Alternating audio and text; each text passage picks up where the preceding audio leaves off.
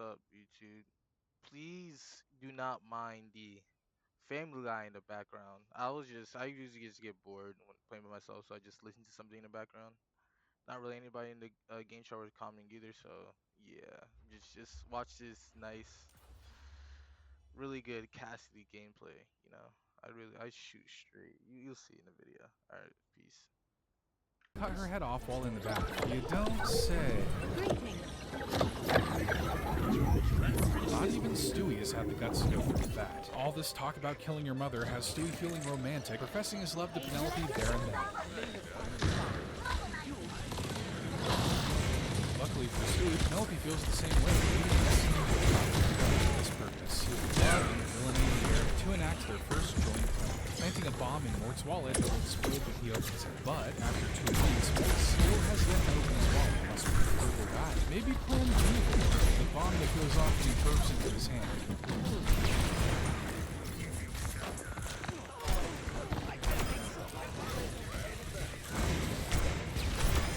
The two stay quite busy, exploding national monuments and making neighboring countries go to war with one another. They even make a little game where you draw places and scenarios out of a hat. It's like Mad Libs, except a lot of people die. I have destroyed everything with a highway, and the theme is the Local authorities have yet to catch the culprits behind these heinous crimes, but Brian deduces it's doing Penelope almost immediately. I don't know why Brian is so surprised. This has always been Stewie's deal. What did he think victory shall be mine meant?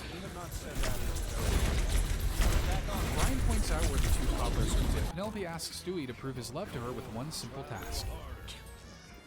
Kill Brian. Sorry. Ooh, things are about to get spicy. Stewie tries to work up the courage to kill his dog, but whether it's a big sledgehammer or a cloth full of chemicals, he just can't bring himself to go through with it. Returning to Penelope with non-bloodied hands, Stewie explains he just can't kill his best friend. I could do that. Penelope realizes it was wrong to ask Stewie to do such a thing, because as the saying goes, if you want your lover's dog dead, you'll have to kill him yourself. Classic phrase. It appears I have killed him. I knew Stewie rushes home toward Brian, making sure he doesn't ingest any coffee or donuts in case Penelope poisons him. The situation eventually becomes apparent when Brian receives a suspicious package in the mail. Ooh, new alarm clock? Yeah, my alarm clock did that too. Stewie admits Penelope asked him to kill Brian, but when he couldn't do it, she took matters into her own hands. Penelope finally arrives to kill Hog. This is a very but I think it's still worth mentioning. On Valentine's Day, Stewie decides to use his time machine to go back to the 1960s during the period referred to as the Summer of Love.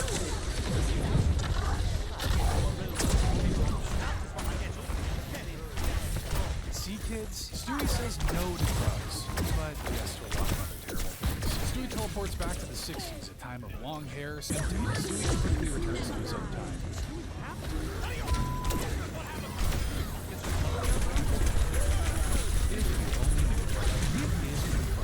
Stewie's been wanting to kill for years, also managed to steal his heart. He can work that one out there. Wanting a taste of marital life, Stewie returns home and it looks like Stewie's making moves on his marriage screen when a large package arrives for him. Out pops Savannah. Mail-order bride Stewie had shipped from the Ukraine so he can finally settle down. Is there a dead body in this? Yeah, they sent 2 in case one died. she was a sister. Aw, sorry Brian. Looks like you'll just have to keep looking for that special someone. Brian calls this out for how obviously Rhode Island. The newlywed couple make fine work of Turning's home. And like most modern families, Stewie picks up the job at Enterprise, loaning used cars and cleaning vomit out of said used cars.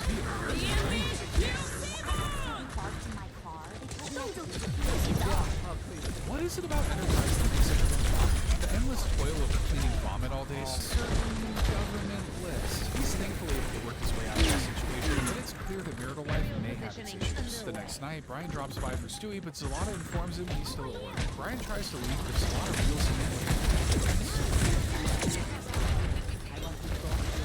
Say no more, Zalata. His ego can only get so big. Stewie finally returns home, but he couldn't tell where that last scene was going. Let me make it clear.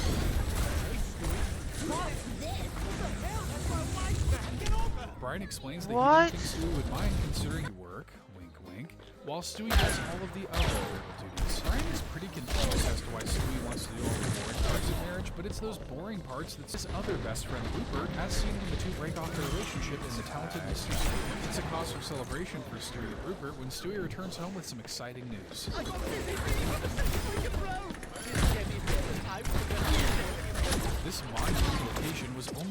possible by pairing with a human bear who can seemingly accomplish anything. I'm going to bring you.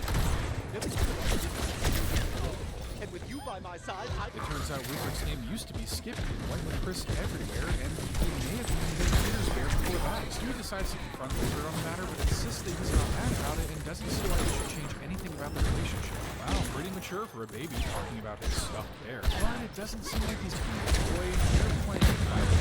Stewie decides to debut a new bear named Anton at dinner, no doubt as a boy named Rupert jealous. When Lois begins to reminisce on memories of Chris and Rupert together, Stewie jealously lashes out. He's not really beating the hasn't moved on allegations. he's not in Everman. I'm at the height of my performance. Unable to accept that Rupert has seemingly moved on, Stewie decides to take a soul-searching trip to find a new home. He decides to go on a globe-trotting trip from Indonesia to Italy to Italy. I guess all the soul-searching countries start with the letter I. After a silent meditation retreat, it becomes clear to Stewie. I also get murderous tendencies. Renting a lakeside cabin, Stewie invites Chris and Rupert over to be their final meal. Stewie admits his intentions before knocking Chris out of the crowd. Stewie rows the three of them out onto the middle of the lake, but Chris awakens and fights back, though Stewie overpowers him with an oar and dumps him into the water. It's all because of you, Rupert. You broke my heart. Now it's your turn. Before he can go through with it, Stewie receives a nanny cam from Rupert before they arrive. In the video, Chris admits that Rupert belongs to Stewie and plans to give him back after the video. Realizing the error of his ways, Stewie says his piece. Stewie wouldn't kill Brian for Penelope, but he nearly murders Chris because of Rupert. If that isn't true love, I don't know what is. Speaking of love, if you loved this video, be sure to give it a like and hit the subscribe button to see more great Family Guy videos.